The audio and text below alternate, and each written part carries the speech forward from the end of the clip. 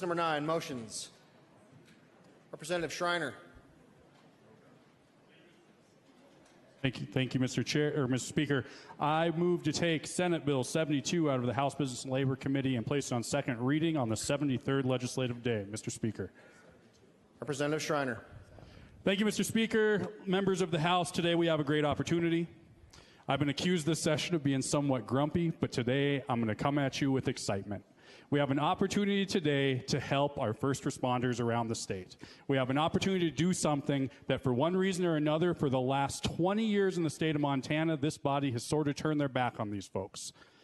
What Senate Bill 72 does is it says that if you get sick on the job, you get covered. Now, we know that 63%, you have an increased risk of getting cancer as a firefighter. Your risks go up 63%. How many occupations do we have that your risk of getting sick goes up by 63% just by you taking that job? Now, this bill didn't make it out of committee, but I think that was because there were some misnomers out there, ladies and gentlemen. First, this bill has things built in to prevent abuse. If you are a tobacco user within 5 years of leaving the force, you're done. You don't qualify. If you have not admitted yourself to taking physicals and being on top of your physical health, you also are not eligible. If you don't have a job within the fire department that sends you into harm's way in a fire, you are not eligible. But all those folks that go into houses and go into fields and go into our forests, those volunteers and our paid professionals that walk into houses day in and day out, their families, when they leave, are not sure if they're coming home, they're eligible.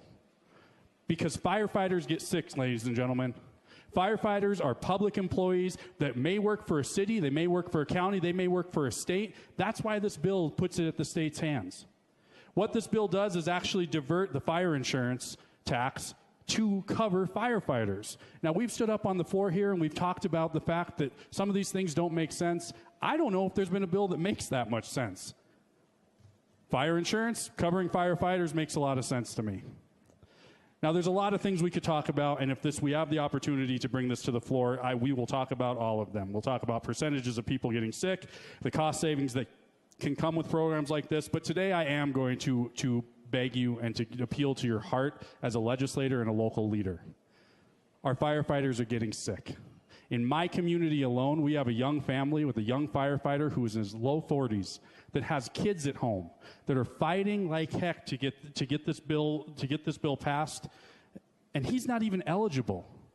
But he's fighting for this because he knows that what his family's going through, other families also shouldn't have to go through.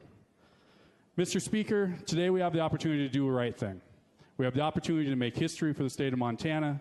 We have the opportunity to do right by our communities. We have an opportunity to just do what we were sent here to do. Mr. Speaker, I would please request a do pass on this motion. Majority Leader, you close in your motion. Thank you, Mr. Speaker. I would. So I would like to talk about the other states that have done this, Mr. Speaker. Mr. Speaker, 46 other states have presumptive legislation, and none of them are going off the rails.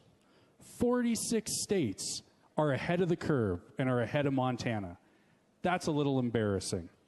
The fact that all these states have been out ahead of us, states that are not liberal bastions. We're talking about Wyoming. We're talking about Idaho. We're talking about states that apparently have come to the conclusion that their firefighters do a service to the state no matter who their employee is.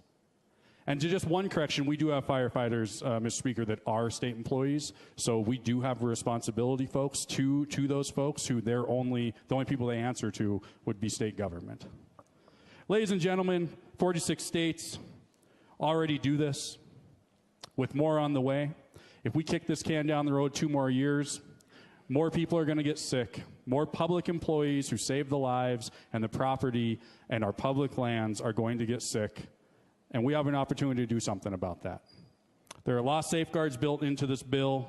We can make this argument constantly about every piece of legislation that comes before this body that, well, if we pass this, someone else is going to want theirs. That's not what we're talking about. And frankly, if those folks get sick on the job, they should get covered too. If you get another form of cancer, you should get your health care covered. But that's not what this bill does. This bill limits it to lung disease. because that's the piece that we thought we could get through in order to do something for these public servants that protect our families day in and day out. I'll repeat, these folks leave their homes every day, Mr. Speaker. Their families have no idea if they're coming home. There is a special place for those folks because there's not a lot of occupations that do that. And we should do something for them. Pass this. Let's get this to the floor and show those folks that they are at least worth the conversation on the House floor. That's all this motion is. That our firefighters at least deserve their time, their 20 minutes potentially on the House floor and the Montana House of Representatives. They deserve that, Mr. Speaker. Their families deserve that. And so with that, I hope I see at least 60 green. The question now arises on the motion of Representative Schreiner that we remove Senate Bill 72 from House Business and Labor Committee, place it on second reading the 73rd legislative day. Those in favor of the motion vote aye. Those opposed vote no. Has every member voted? Does any member wish to change his or her vote? If not, the clerk will record the vote.